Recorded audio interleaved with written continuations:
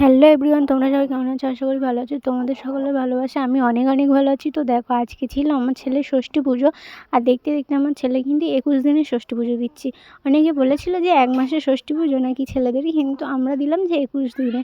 আর আমি জানি যে মানে ওইটা দিলে ভালো হবে। 1 মাসে কিন্তু আমাদের সময় হয়ে ওঠে না, তাই আমরা দিলাম 21 দিনে। তো দেখো, এখানে বাবুন চলে এসেছিলো, সমস্ত জোগাড় করে নিয়ে আমি এদিকে বসে পড়েছিলাম।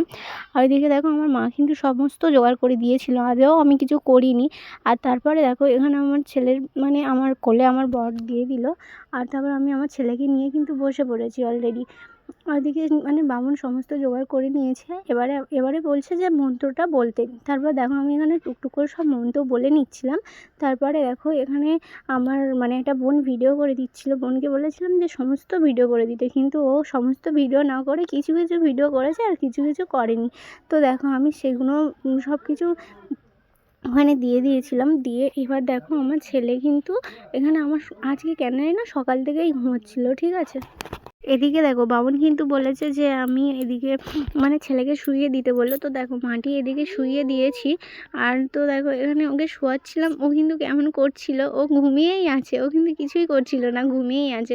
তারপরে কিছুক্ষণ বাদে ওকে শুইয়ে দিয়ে তারপর বাবুন বললো যে তুমি ঘর করে নাও, ঘর করে উঠে যাও। তো তারপর আমি ঘর করছিলাম, ঘর করে নিয়ে দেখো আমার ছেলেকে কিন্তু ঘর করাচ্ছিলাম।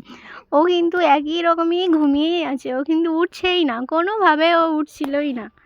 তো আজকে ভিডিওটা ছিল এই অবধি। তো সবাই ভালো থেকো, আর পরের ভিডিওতে দেখা।